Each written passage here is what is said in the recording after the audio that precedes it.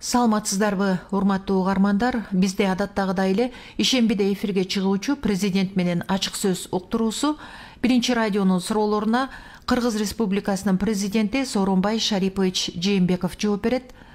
Саламатсызбы, Сооронбай Шарипович? Саламатсызбы. Бул аптада өкмөт пандемиядан улам жаралган кризистен кийинки этапта бизнести колдоо тууралуу жыйын өткөрдү. Мурдагы маектерде өзүңүз дагы бул багытта кеңири айткансыз, өлкө экономикасын өргө тартчу бул ишкерлик деп. Ошону менен катар экономикалык жактан өнүгүүбүз үчүн да коңшу мамлекеттер менен кызматташтык чоң мааниге ээ эмеспи? Анын ичинен Кытай менен кызматташтыктын келечеги кандай? Жакынкы күндөр эле Кытайдын тышкы иштер министри Ван Ийни кабыл алдыңыз. Эки өлкө ортосундагы кызматташуу жаңы тепкичке көтөрүлөт деп күтсөк болобу? Ооба, бизнести колдоо маселеси өкмөттүн күн тартибиндеги негизги маселелердин бири. Эмне үчүн дегенде, март айында биз өзгөчө кырдаал киргизип, карантин киргизгенде бизнеске көп тоскоолдук болуп калды. Ошону эске алып, карантин алгандан кийин, өзгөчө кырдаал алгандан кийин май айында мен алар менен жолугуп, бизнестин негизги суроо талаптарын укканмын. Өкмөткө негизги багыттар боюнча аныктап, өкмөттөн да тийиштүү структура катышкан. Азыр ошол багытта иштеп жатышат. Өкмөттүн азыр бул боюнча, бул багыттар боюнча аныкталган өзүнүн көз караштары бар азыр.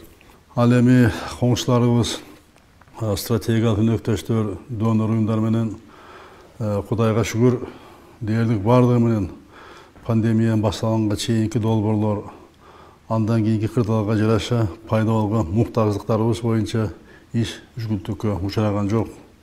Эмне үчүн дегенде билесиз, ошол илдет башталып, кыйынчылыктар жарала баштаганда мен ири донор өнөктөштөр менен уюмдардын дээрлик бардыгын жетекчилери менен жеке телефон аркылуу сүйлөшүп чыкканмын. Алар ошол мурдатан баштаган социалдык экономикалык багыттагы долбоорлору токтобойт деп убада беришкен. Биздин үчүн дегенде бул бизге өтө зарыл болчу. Алар ошол баласына турушту. Ошол каржылоо маселе токтогон жок. Ошол эң негизги таза суу ирригация, бизнес колдоо жана башка биздин жол боюнча долбоорлорубуз мына азыр күнгө чейин жүрүп атат. Мындан тышкары пандемия кесепети менен күрөшкө да колдоо алып жатабыз алардан. Ал эми Кытай сыяктуу соода-экономикалык, маданий, гуманитардык мамилелерибиз калыптанып, калган өнөктөш мамлекеттер менен да мамилебиз жакшы уланып жатат. Өткөндө Кытайдын тышкы иштер министри Ван Ий мырзанын бизге жасаган визитинин эң негизги максаты бул Кытай тарап биздин стратегиялык өнөктөштүгүбүздү жаңы деңгээлге чыгарууга даярдыгын тастады. Кытай эл республикасы төрагасы Си Цзиньпин мырзанын саламын айтып, атайын кайрылышын да мага жеткирип, ошол жолугушада өзү окуп берди. Пандемиядан кийинки азыркы кырдаалда саясий колдоосун билдирип, соода-экономикалык, маданий, гуманитардык багыттагы кызматташты өрүшткөнгө, ошону мындан нары дагы өркүндөткөнгө даяр экендигин айткан экен Си Цзиньпин мырза ошол өзүнүн катында. Анан билесиздер, бир алкак, бир жол платформасы бар. Мына ошол саясаттын алкагындагы бардык мурда башталган долбоорлорубузду улантып, пандемиядан улам келип чыккан кыйынчылыктарыбызды чечүүгө колдоо көрсөтөрүн дагы тастап кетти. Бул дагы абдан жакшы, биз үчүн ушундай шартта жакшы колдоо деп эсептейм мен.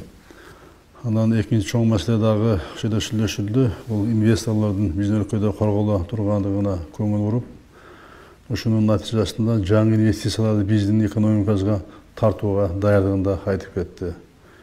Анан билесиздер, Кытай бизге абдан чоң рынок.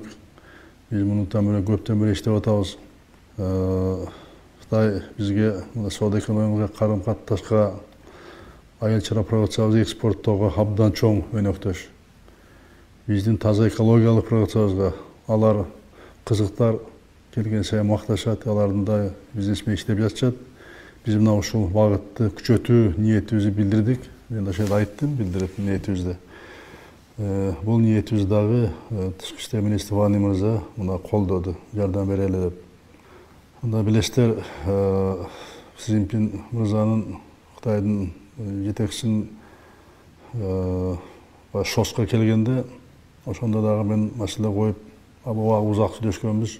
Бизге Кытай чектеш, жакын, бизге эң ыңгайлуу ошо бизден өндүрүлгөн продукциянын баардыгын тең ушу Кытайга, мына Кашкарга, Синжан жака алып киргенге ыңгайлуу ошол боюнча сүйлөшкөнбүз. Ошондо дагы анда да колдоп берген. Колдо бизден кичинекей рынок бар.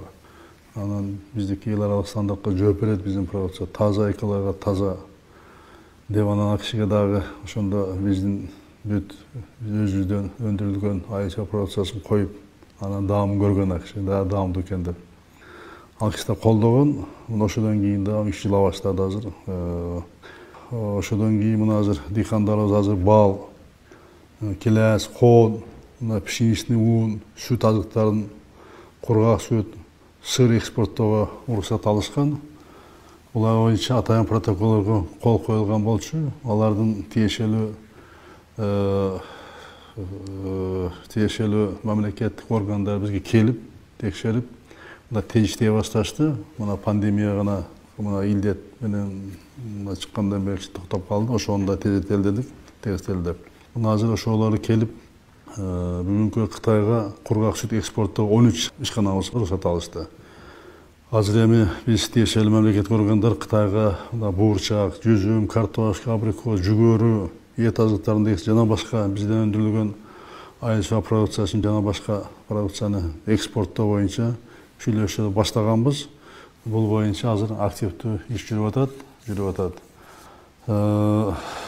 Бул бизге абдан мындай келечектүү биздин маселебиз. Ошону Ван И мырза дагы колдоп жардам берели деп кетти. Аны албетте Кытай мамлекети менен тышкы карыз маселесин да талкуулабай кое алган жокпуз. Талкууладыган дагы мурунда коюп жүргөнмүн президент болгондон бери. Буга чейин биздин мамлекет эң көп өлчөмдө карызды мына ушул Кытайдан алган. Азыр биз төлөө мөөнөтүн узартуу багытында маселени коюп келатабыз. Ошол маселени да кечээ сүйлөштүк. Дагы бир ири маселе, билесиздер, Кытай, Кыргызстан, Өзбекстан темир жол куруу маселеси. Ал да дайыма талкууда болчу маселе. Бул бизге аба менен суудай керек. Бул долбоор муну ишке ашырышы керек. Ошондой кечээ пандемия илдет чыкканда, пандемия башталганда, чек аралар жабылганда, Кытайда жабылып, баары жабылып, эң оор акыбалда биз калдык. Эл экономика эмес, элибизди тамак аш менен камсыз, ун менен камсыз маселеси биринчи орунга чыгып кетти. Ошол маселени да мына көрдүк, темир жол абдан керек экен. Ошонун үстүндө сүйлөшүүлөр болду. Азыр билесиздер, эксперттерибиз иштеп жатышат. Жалпысынан Кытай тарап кызыгуусу бул маселеге бар. Темир жолду куруу долбооруна катышуу тууралуу Россия менен дагы сүйлөшүп абдан жогорку деңгээлде. Азыр Россиянын темир жолдору бул маселе боюнча дагы биздин темир жол менен тыгыз иштей башташты. Бул долбоорду азыр Кытай, Кыргызстан жана Өзбекстан жана Россия тарап менен активдүү биз активдүү азыр сүйлөшүүлөр жүргүзүп жатабыз. Буюрса жумуштар бар бул боюнча дагы. Эми жалпылап айтканда, министр Ван И мырза Кытай коллега Си Цзиньпин мырзанын атынан эки тараптуу мамилелерди мындан ары өнүктүрүүгө даярдыгы билдирүү үчүн учуп келди да. Эки өлкө ортосунда эч кандай маселе жок экендигин дагы бир жолу Ван И мырза бекемдеп кетти. Эми жакшы сүйлөшүүлөр болду. Ал сүйлөшүүлөрдө ошо эки мамлекеттин ортосундагы токтоп калган маселелер кайда жандандыруу боюнча маселе каралды. Мен дагы Ван И мырза менен сүйлөшкөнүм өзүм дагы канааттанып калдым. Урматтуу президент, азыр шайлоо кампаниясы кызуу кези. Коомчулукту тынчсыздандырган маселе добуштарды сатып алуу ачык эле жүрүп жатат деген маалымат болуп жатат. Сиз шайлоону таза өткөрөбүз дедиңиз эле, бирок ага карабай акча сунуштап, кысымга алып жаткан айрым көрүнүштөрдү жоюуга күчүбүз жетпейби? Же коом өзү ушуга барып жатабы? Мен мурда айткам, азыр дагы баса белгилеп кетким келет. Бул абдан жакшы суроо болду.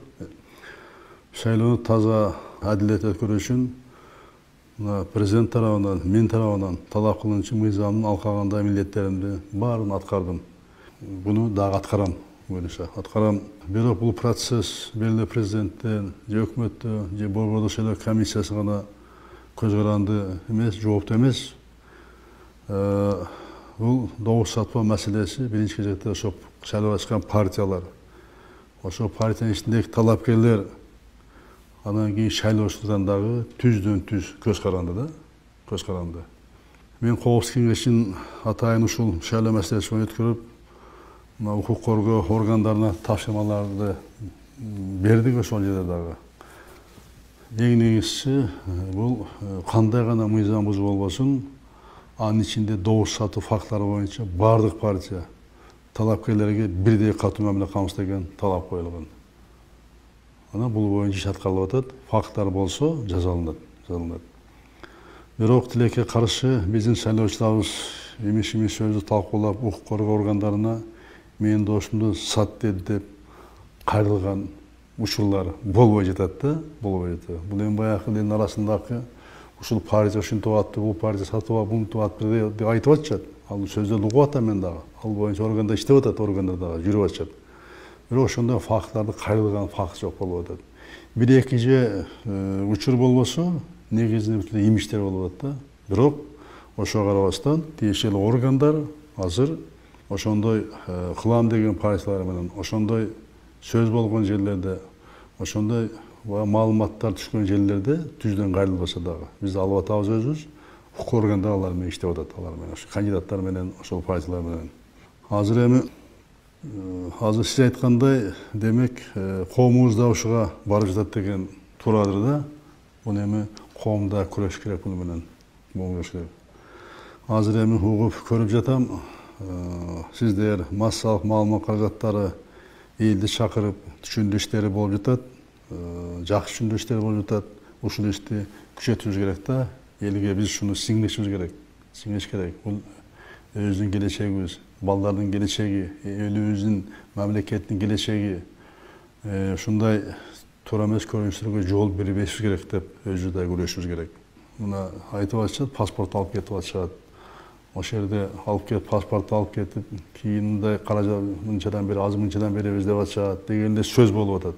Органда иштеп атат, бирок андай ошону кайрылып, мына менин паспортумду алды, мындай кылды деген кайрылган адамды жок болуп атат да. Эми баягы айтып кетейин, ар бир шайлоочунун өз иши. Кандай кылат, бирок паспортун эч ким бербеш керек да, бербеш керек. Ал өзүнүн жеке документи. Анан добуш берүү бул купуя сакталат. Эч ким мажбур албайт бирөөнү дагы. Сен буга сал, буга салба. Анан кийин сен добушуңду берсең, аны билип алабыз, аны билбейт. Андай технология жок азыр биле турган. Ал бюллетень менен шайлоо өзү жалгыз калат. Өзү жалгыз таштайт. Кимге добуш бересиң, аны өз эркиң. Өз эркиң, добуш берүү мына 4 октябрда гана болот, бир күн болот. Партиялар эч аянбай толгон убадасын берүүдө, бул убадалар канчалык реалдуу деп ойлойсуз? Шайлоочу башы айланбай, кайсынысы чын, кайсынысы куру убада экенин кантип ажыратат? Сиздин атыңызга, ишиңизге да сын айткандар чекесинен чыгып жатат, бирок сиз жооп берген учурлар да боло элек да. Азыр үгүт иштери мындай күчтүү саясий аталмышта жүрүп жатат. Аны мен көрүп атам, эл менен жолуккандарын, сүйлөгөндөрүн, теледебаттарды көрүп атам. Абдан күчтүү атаандаш жүрүп жатат. Буну көрүп мен да кубанып атам, сүйүнүп атам. Мына ушул нерсе биздин коомду тазалайт деп. Азыркы талапкерлерге деле, партияларга деле үгүт ишин жүргүзүү жеңил эмес. Анткени биздин коом ачык коом. Шайлоочуну эч нерсе менен таң калтыра албайсың азыр. Баары ачык, маалымат булагы ачык, эч нерсе жашыруун эмес. Ушундай шартта шайлоочунун көңүл алуу, бурдуруу оңой иш эмес да. Аларда мен түшүнүп турам. Мына биздин элибиз саясий жактан толук маалыматтар бар да, маалыматтар бар. Мен айтат элем, биздин элибиз чындыгы так салган шайлооч десек болот да. Мен ушуга ишенем да, ушул кийин баары өз жыйынтыгын берет деп. Анан мына ушундай кырдаалды элдин көңүлүн эмне менен бурса болот? Албетте бул бийликти сындоо кайсы заманда болбосо элге жагат, элдин көңүлүн бурат да, бурат. Мындай кырдаалда президенті сындоодон өткен жеңіл популизм жоқ деп ойлаймын да. Мына мени жамандаған менен көбі үміт кылып атат, президент жама добуш алабыз деп. Эми бул дагы бир баягы ыкмалардын бири. Бул эми көп эле мамлекеттерде ушул колдонот. Бизде дагы ушундай болуп атат. Мен аны деле көрүп карап туруп туура түшүнүп атам, анын баардыгын тең түшүнүп атам. Бирок экинчи жагы бар да, келе жаткан жаш саясатчылар, жаштар айтса да мейли ошо айтып аткан сөздөрдү. Бирок 30 жылдап саясатта гана эмес, бийликтин бир бутагында жүргөн азаматтарыбыз да бийликти болушунча сындап жатат. Сындап жатышат азыр. Өздөрү кечээ бийликтин эң чоң бутагы болгон мыйзам чыгарышы бийлигинде, аткаруу бийлигинде жүрүп иштеп жүрүшүп, бүгүн бийликтен куугунту көргөндө иштеп жаткандар да бар да. Ошону көрүп, өзүм ондай таң калып карап коем да. Кээ бирден айтып коем, булар эми аякка барбай эле эле драма театрга барса болчудай деп эле. Театрга болчудай деп эле. Анан мунун баары мен жогоруда айткандай элдин көңүл буруу аракети азыр эми элге эмне жагат? Элге эмне жагат азыр? Муну айтып атышат, депутаттын санын азайтабыз деп айтып жатышат. Чыгып эле чыкканды ошентип атат. Бирок ал үчүн конституциялык реформа жүргүзөм деген киши жок. Депутаттын саны конституцияда көрсөтүлгөн да. Анан экинчи маселе айтып атышат, мына парламентке делген чыгашаны барсыгал азайтабыз деп. Мындай одан мурда да укканбыз. Бирок тилекке каршы депутат болуп келери менен ал үчүн мыйзамды өзгөртүшүбүз керек деп алакан жайгандар да болгон, аларды да көргөнбүз. Айлык пенсияны көбөйтөбүз дейт. Бирок кандай жол менен айткан аны киши жок. Муну өкмөт дагы, мен дагы айтып жатабыз, жасап жатабыз. Буну буйруса, буну көбөйтөбүз. Ал үчүн биринчи кезекте санариптештирүүнү киргизүү деп мына айтып жатам, талапта коюп жатам. Көмүскө экономика азайтыш керек. Азайтып, ошону ашык алып чыгып, санариптештирүүнү киргизүү менен, фискализацияны, цифровизацияны киргизүү менен биз бюджетке кирешени көбөйтүш керек да, көбөйтүп. Ошондой жол менен гана биз пенсияны айлыктарды көбөйтө алабыз. Мен бир жагдайды белгилеп кетейин. Азыр жаш талапкерлердин дебаты болууда. Кээде өзүм ушкай көрүп калып жатам. Ошол талапкерлердин көпчүлүгү мына ошол санариптештирүү саясатын колдоп сүйлөп жатышат. Аймактарды өнүктүрүү деп жатышат. Кайра иштеп тармаган колдоо керек деп айтып жатышат. Ушундай жаштарыбыз парламентке келсе, демек менин президенттик ишимдеги негизги багыттар бул санариптештирүү, аймактарды өнүктүрүү саясаты колдоо табат экен деген менде толук ишеним бар да. Ошолорду көрүп дагы мен мындай жакшы жаштар келип атат да, өзүм да ыраазы болуп атам. Анан буга чейин да айткам, башталган реформа долбоорлору улант үчүн парламенттин колдоосу абдан керек. Партиянын жетекчилери мына ошол жаштарды колдоп, кийин буйруса парламентке өтүп келсе, аларды тизмеден суруп чыгарбай калтырат деген менин ишеним бар. Ал эми жана жогоруда айткан популисттик билдирүүлөр боюнча, алар тууралуу айтсам, алар дайыма болуп келген болот, боло берет. Жогоруда айткандай, жаш саясатчылар гана эмес, 20-30 жылдап саясатта жүргөн саясатчыларыбыз да популизмге алып жатышпайбы? Алып жатышат. Ошондуктан айтат элем, бизде элибизде жакшы сөз бар, лакап бар. Ушак уксаң унутуп сал, эстип айтылган кеңешти эсиңе сал деп. Ушуну айтат элем мен. Азыр эми үгүт иши болуп жаткандыктан мен тигил бул деп атын атап, аларга реклама, пиар кылбай эле коеюн. Мезгили келгенде алардын атын атап, ишин айтып коомчулукка жарыялоочу учуру келет. Алардан айырмаланып, мен утурумдук билдирүүлөрдү жасоого мен укугум чектелүү. Анткени менин президент катары милдетим келечекке багытталган иштерди жасоо, аларды ишке ашыруу утурумдук иш эмес, жеңил пиар эмес да менин милдетим. Мен айтканым, жасаганым өзүм үчүн эмес, бул мамлекет үчүн, эл үчүн болгон иштер. Ошондуктан да көп нерсени мүмкүн азыр айтпайм, айта албайм дагы. Анткени коомдогу тынчтык мага абдан маанилүү. Бирок бир нерсени так кесе айтып коеюн. 1995 жылы парламентке депутат болуп шайланып келгем. ошондо бери чоң саясаттамын. Азыркы көптөгөн саясатчылардан айырмаланып, чарбада иштегенмин. Бийликтин баардык тепкичтерин басып келгем. Ишти сырттан эмес, ишинен көрүп, колу менен жасап, ал иштерди кандай жасаш керек экенин билем. Албетте, иш болгон соң кемчиликтер болбой койбойт, кемчилик сөз болот. Бирок эч ким мени коррупция аралашкан деп айта албайт. Аралашкан эмесмин, буюрса аралашпайм дагы. Эч кимге материал жактан көз каранды болгон эмесмин. Ар кандай шектүү схемаларга катышкан да эмесмин. Мына ошол тазалыгы мага азыр коррупция менен жүзүм жары күрөшүүгө мүмкүндүк берди. Өзүмө көп учурда сын пикир менен караган адаммын. Кылган иштериме айтты келбейт, мактангым да келбейт. Бирок Кудай алдында, өзүмдүн абиринин алдында, эл алдында тазамын деп ишенимдүү. Эч качан жалтартабай айта алам. Президент бол буюрса мына 3 жыл иштеп жатам. Кудайга шүгүр. Ыплаш иштерге аралашкан жокмун. Аралашты деп эч ким да мени айта албайт. Эч ким жала жаба албайт. Коррупция менен күрөш деп айтып калдыңыз. Кечээ жакында коопсуздук кеңешин өткөрдүңүз ушул маселе боюнча. Коррупция менен күрөштүн сиз үчүн кандай мааниси бар? Айрымдар айтып калып жатпайбы, тандалма болууда деп. Президент болууга аттанганда мен өтө көп эмес, 5-6 убада бергемин да. Убада бергем. Алардын эң негизгисине бергем аймактарды өнүктүрүү, ишинде элет өнүкпөсө мамлекет өнүкпөйт.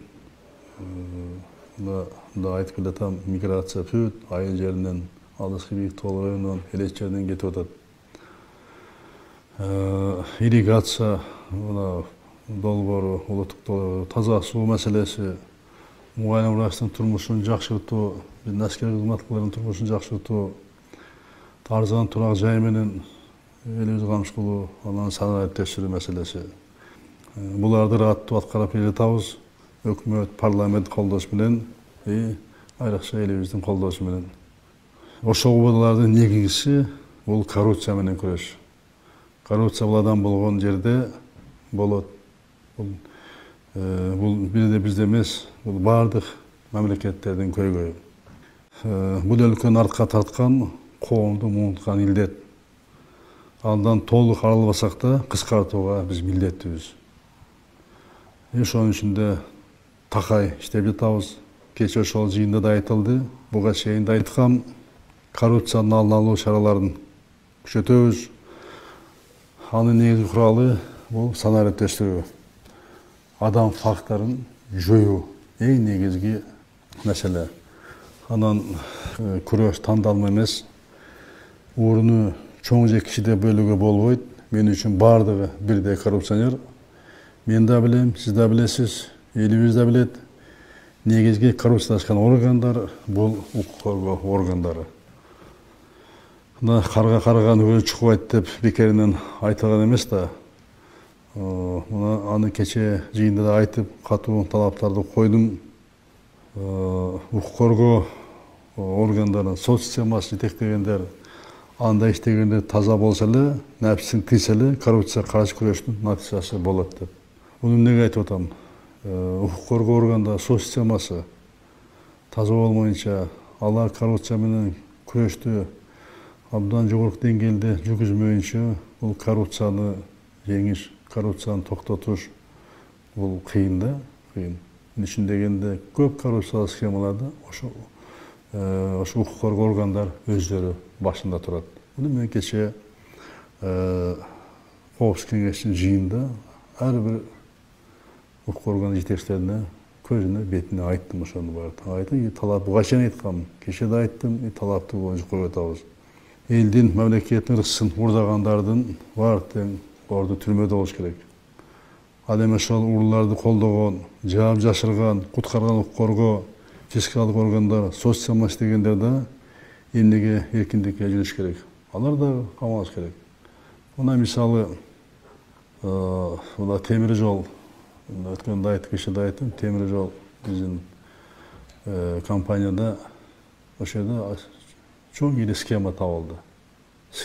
Бул көп жылдардан бери жерибиз алмашкан, алмашкан токтойт деп бирок кайра ошону башташкан да. Жетекчи алмашты, ошо схеманы токтот деп.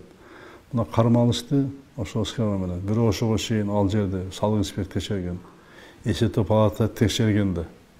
Барды киришкен укөргөн жерде прокуратура карап отурат ошонун темир жолу боюнча. Мурун ошо схеманы ачышат, ачкандан кийин ошо схеманы сагандар камалат. Ошол схеманы болтурбай кое турган органдар, алар эч кандай чара көрүлбөй, алар жөнүндө калып калып атканда, азыр андай мына болбойт. Кайсы жерде мамлекеттик органда схемалашса, же мамлекетке элге зыян келген маселе чыкса, ошону текшерген эсептөө палатасы болобу, салык инспекциясы болобу, финанс полициясы болобу, прокурор болобу, баардыгына жооп берет. Мына ушуга биз жеткиздик. Кечээ мына ушундайда өткөндө салык боюнча мына камалды, эсептөө палатасы кызматкерлери мына жоопко тартып атабыз. Мына ушул процесс кетти. Баардын орду тең, уурдаганды жашырган дагы мамлекеттик органдар ууруга тең элип алар жоопко тартыш керек. Мына кечээ ушуну айттым. Мына бул боюнча талап азыр күчөп атат. Коррупция менен күрөш бул эң биринчи кезекте эл үчүн жөнөкөй жаранын жакшы сөз үчүн жасалып жаткан түшүк иш. Бул токтобойт. Мында эл мени толук колдойт деп ишенем. Колдоп жатышат, буюрса мен элди мына кыдырганда айтып атышат. Артык айтпагыла деп, ушуну күчөтлө деп. Алардын колдоосун көрүп жатам, сезип жатам. Буюрса бул токтобойт. Буну будан ары да күчөтөбүз. Азыр мына кечээ стратегия жагын кабыл алдык. Эң негизги жетишкенибиз. Мурунку стратегия 8 жыл иштеди. Анын мөөнөтү жок болду стратегиянын. Жалпы алган стратегия болчу. Азыркы стратегиянын айырмасы бул 24 жылга 4 жылга кабыл алынды. 82 иш-чара. 82 иш-чара кабыл алынды. Анын мөөнөтү бар. Ошо мөөнөтүндө аткарган бир талап кылабыз барды. Бул стратегияны жөнүндө алып чыгууга кылып койгон жокпуз. Биз айрыкча алдыңкы мамлекеттердин, айрыкча постсоветтик мамлекеттердин коррупцияны күрөш алдыңкы тажрыйбасын үйрөнүп, көрүп, эксперттер иштеп, коопсуздук кеңешинин катчылыгын кызматкерлер иштеп, жакшы стратегия кабыл алынды. Буюрса, бунун жыйынтыгы болот. Кагаз түрүндө калбайбы анан бул документ? Бул нерсе кагаз түрүндө калбайт. Бул менин көзөмөлүмдө бул стратегиянын өзүн дагы карап чыкканмын. Ничек кагаз түрүндө калбайт? Анын мөөнөтү бар. Коопсуздук кеңеште мен такай сурап турам өзүм. Ошонун аткаруусу боюнча буга чейин сурап келгем. Алар тиешелүү министрлик ведомстволор боюнча аларды иш алып барышат. Мына кечээ мен ачык айттым, өкмөттүн дагы мурунку башка мамлекеттик органдардын дагы мурун талап коюп келгенбиз. Ошо аткарыш боюнча. Будан кийин талаптар күчөйт. Бул эми менин түзгөн ишим, элге берген негизги оодалардын бири бул коррупция менен күрөш. Сооронбай Шарипович, убактыңызды бөлүп суроолорго жооп бергендигиңиз үчүн ыраазычылык билдиребиз. Сизге дагы чоң рахмат. Ийгиликтер болсун. Рахмат. Урматтуу биринчи радионун угармандары, сиздер президент менен ачык сөз уктуруусунан Кыргыз Республикасынын президенти Сооронбай Жээнбеков менен болгон маекти уктуңуздар. Саламатта калыңыздар.